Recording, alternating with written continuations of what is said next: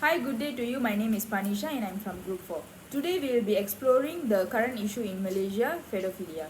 The current issue will be assessed based on psychology, national education psychology and principles of Rukun Negara. These are my group members, myself Panisha, Kasturi, Ishwari, Aishwarya and Amuda. In this presentation, we will review what is meant by pedophilia, what causes the issue, the impact of the issue, few statistic readings, and also news article summary from Malaysia. There are a lot of definitions of terms for pedophilia. According to Merriam-Webster, pedophilia is described as a sexual perversion in which children are the preferred sexual object, specifically a psychiatric disorder in which an adult has a sexual fantasies about or engages in sexual acts with a children. According to the Cambridge Dictionary, pedophilia means the condition of sexual interest in children or sexual activities with children. This definition emphasizes that it's a condition of being sexually interested in children which can trigger harmful actions toward children. A person who has a pedophilic disorder, they might experience sexual attraction, fantasies, urges toward children who aren't sexually mature, feeling guilty, shames about the urges they get due to this disorder and interested in child pornography. The objective of this presentation is to explore the causes of pedophilia, to study the impact of pedophilia on Malaysian society, and to propose solutions to the issue. So, a lot of people don't know the cause of this psychiatric disorder, which leading to a lack of clarity in this issue. For example, some people believe that a person who have gone through a hard or abusive childhood could be the reason for causing pedophilia in Malaysian society. It can be one of the reasons, but it cannot be the only reason. Many other environmental and genetic factors could also be involved. Factors that play a role in development of pedophilic disorders such as genetics and epigenetics, hormones, developmental differences, childhood experiences, and people with antisocial personality disorder will get diagnosed with pedophilic disorder. Firstly, research suggests that genetics may play a role in the development of pedophilic disorder, but it's still a debatable topic. A theory paper from 2021 suggests that this disorder could run in the families, but it doesn't account for how environmental factors such as childhood abuse might have contributed. Experts suggest that genes might play the smallest role in causing this disorder, but factors such as development and upbringing might be the strongest reason for causing pedophilic disorder. Epigenetics are both aspects of brain development and sexual development. According to study in 2022, epigenetics changes by acting on genes involved with serotonin system, a neurotransmitter or brain chemical that play many key roles in body functions, including regulating behaviors. Moreover, hormones are one of the factors that cause the issue. A study in 2020 shows high level of the hormone testosterone could have affected this. This also could change the volumes in the different parts of the brain, which may increase the likelihood of pedophilia. A clinical trial in 2020 conducted a hormone treatment for pedophilia, which could help figure out how hormones might cause this issue, showed lowering testosterone levels in participants lead to a reduction in pedophilic thoughts. In addition, in context with development differences, a study in 2020 linked the development of pedophilic disorder with neurodevelopment conditions such as attention deficit hyperactivity disorder and autism spectrum disorder. This study found that people with pedophilic disorder have lower IQ and a bigger difference between the length of their second and fourth finger. Moreover, people with pedophilic disorder have high rates of being left-handedness than the rest of the population. Furthermore, childhood experiences. A literature review in 2015 reports that men in prison for pedophilic disorder experience significant head injuries before the age of 13 at twice the typical rate. Brain injuries from tumors, stroke could be reasons for pedophilic abuse. It is unclear that if the brain injury caused pedophilic or just led to the behavior. Besides that, people with antisocial personality disorder will get diagnosed with pedophilic disorder. The impulsive, reckless, and often harmful behavior are related with antisocial personality disorder, can increase the risk of getting involved in sexual inappropriate action such as pedophilic. Not all individuals have antisocial personality disorder will get affected with pedophilic disorder. In the discussion about this issue, the impact that are faced by the victims are several and highly affects their life. The impact that are faced by them are psychological trauma, breakdown of family structures, stigma and social isolation for victims, increased pressure on social services, impact on education and development. A victim of pedophilia often suffers from long-term psychological trauma, anxiety, depression, post-traumatic stress disorder and low self-esteem. This trauma they go through in their childhood will affect their adulthood, personal life choices, social and professional lives.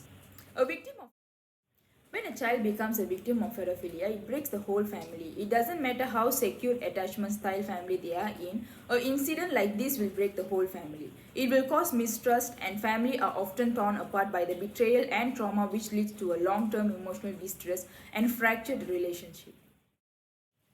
This is the one of the disadvantage of having technology advancement in social media. Because in Malaysian society, victims of sexual abuse including pedophilia may face stigma and victim blame. When the news spreads, the amount of hatred comments left by many people are putting a pressure on the victim to isolate and making it harder to seek help and recover from the abuse. Increased pressure on social services. Friends and family of the victim often pressure the victim to seek social services such as counseling, mental health services, and support from social welfare agencies. This would place another pressure to the victim and as well as for the Malaysian healthcare, legal and social service system. Lastly, impact on education and social development. A victim of pedophilia already will go through a psychological distress. In addition, this will affect the victims to struggle academically and socially, resulting in poor educational outcomes. The way they approach the people will be different as well, which results in struggle to form healthy relationships and function effectively in society. Hi madam and my dear friends, I am Amuda here. Today I am going to present about strategy and summary of pedophilia case. First I am going to share with you all about the strategy. The report of strategy and insight regarding sexual crime cases involving child victims as reported to the police from 2017 to 2023. From 2021 to 2023, there were 3,731 cases reported under 6 specific categories of sexual crimes. Out of these, under 75 cases were identified by the police as involving as a social media element. Rape and incest cases between 2017 and 2023, there were 8,386 cases of rape and group rape involving child victims.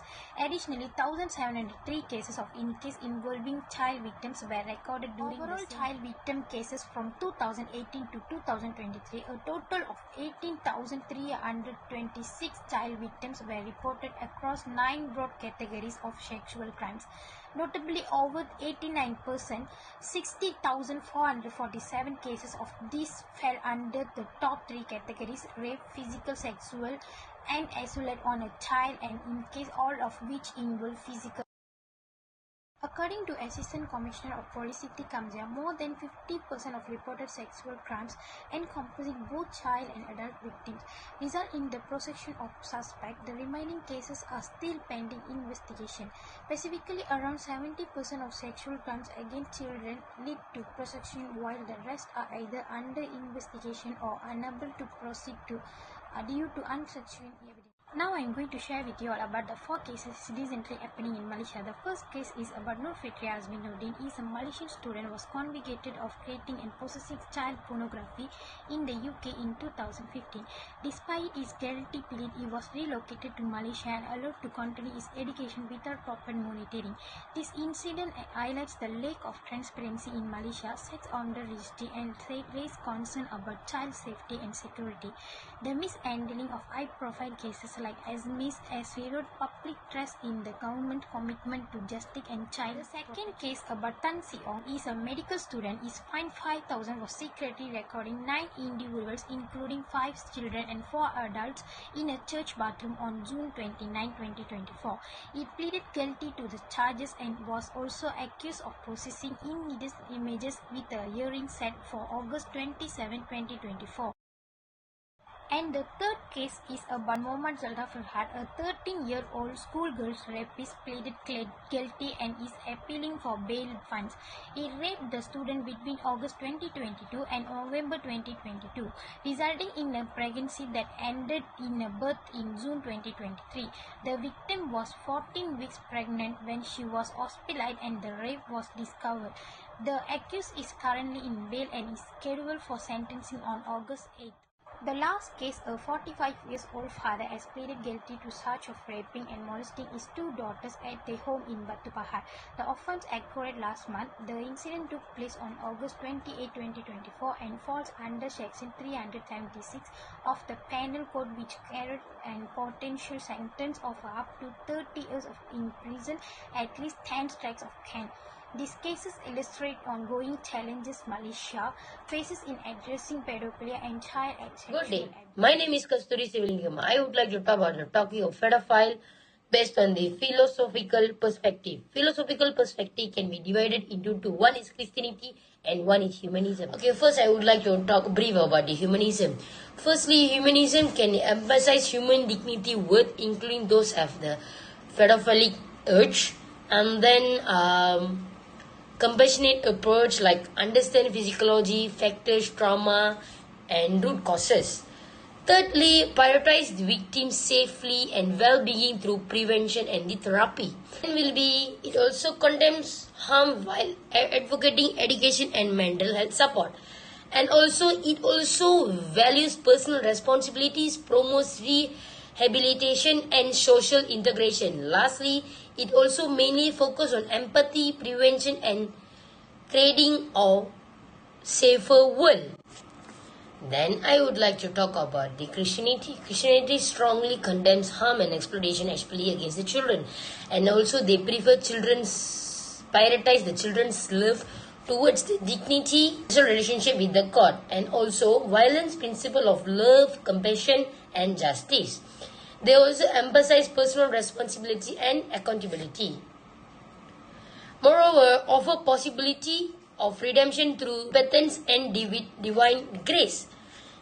Christianity also condemnation of pedophile alliance with modern values of child production. Good afternoon, everyone. Today I will be discussing two important principles from buku negara Malaysian national ideology, kesopanan dan kesusilaan, morality and courtesy, and kepercayaan kepada Tuhan, belief in God. This principle from the foundation of our unity as a nation and guide how we live as a respectful, moral and faithful individuals in a diverse society. The principle of kesopanan dan kesusilaan emphasizes ethics and social regulation. In our daily interaction, this value encourages us to act with the respect and decency. Whether at the work, in public spaces, or within our homes, this principle reminds us to be mindful of others' feelings, to speak politely, and behave with courtesy. The principle also plays a crucial role in the regulating individualism. While individual freedom is the value, we must balance it with the interests of the community. We are a part of the culture environment where the custom and the tradition bind us together, promoting social harmony. By the observation appropriate behavior, the respecting these the culture norms, we contribute to the well-being and the unity of society. Furthermore, kesopanan dan kesusilaan is a vital component of a community life. It helps foster mutual respect among citizens, ensuring the diversity is not a source of the conflict but a strength. Our interaction must be shaped by empathy, recognizing that the way we behave affects not only ourselves but also the society we belong to. Moving on to the kepercayaan kepada Tuhan or the belief in the God, this is the principle reflect the spiritual foundation of the Malaysian. It acknowledges the belief in the existence of the higher power God who is the creator of the nature, the universe. The principle encourages all the citizens, regardless of their religion, affiliate to the recognizes the sacrifices of their spirituality in their life. In addition, kepercayaan kepada Tuhan serves as a moral compass. Faith helps us guide our action, influencing how we treat others and how we contribute to the broader society. It instills a sense of the accountability to our higher power, reminding us that our actions should reflect and values of the honesty, compassion, and justice. In conclusion, the principle of kesempadan dan kesusilaan dan kepercayaan kepada Tuhan are essential pillars of the rukun negara. They shape the moral and spiritual fabric of our society, ensuring that we live not just as an individual but as a respectful, ethical and faithful member of a diverse community. By embodying these values in our everyday lives, we are contributing to the unity and peace of our beloved nation. I want to talk about on the issue. Firstly, we need to understand the topic and also examine the problem in various perspectives. We also should compromise investigation from each perfect perspective to get to know the complexity of the problem, and mainly we should know the importance of adaptability and the flexibility. Based on the reflection on the assignment, firstly it will be the impact of the real world, which tackle a significant social issue with the tab. Secondly, enhance understanding such as explore social, moral and ethical dimension. Thirdly, it will be effective collaboration. It's like shared unique insights and navigate disagreement. So, teamwork value, which provides the importance of cooperation, and then the sense of achievement, which gives you a feel of responsibility and accomplish. Thank you. Hello everyone, I'm Aishwarya. Today we are going to discuss the important solution to addressing pedophilia, which is a serious issue that affects children nowadays. I would like to highlight 2 to 3 points here since I have no enough time. And the first one is open communications, which is crucial for children to feel safe talking to trusted adults about any concerns they may have. And the next is educating children about personal boundaries and safe behaviors that empowers them to protect themselves. And the next is encourage children to do report in any uncomfortable situations, like reporting to a trusted adult or any authority figure is essential, because in a for example, in serious case, we should contact any law enforcement because they play a crucial role in investigating and addressing the case of pedophilia. This is why it's important to documenting the evidence, because it can help in addressing and preventing the harm. So the conclusion is, by following this step, we can together protect our children and the harm of pedophilia. As a conclusion to the report of pedophilia is a highly worrying social issue or matter, and it is concluded that pedophilia grave the problem that needs to be addressed immediately. So in our report, and we have provide researchers on various aspects of pedophilia, such as the issues, the impacts, and also we have provide the statistics of pedophilia issue in Malaysia in recent 5 years. Therefore, we have provided actions on how to increase awareness and understanding of pedophilia among public. Finally, it's not only about public but also government, civic society, communities and people all must work together to prevent the problem of pedophilia among everyone. Thank you.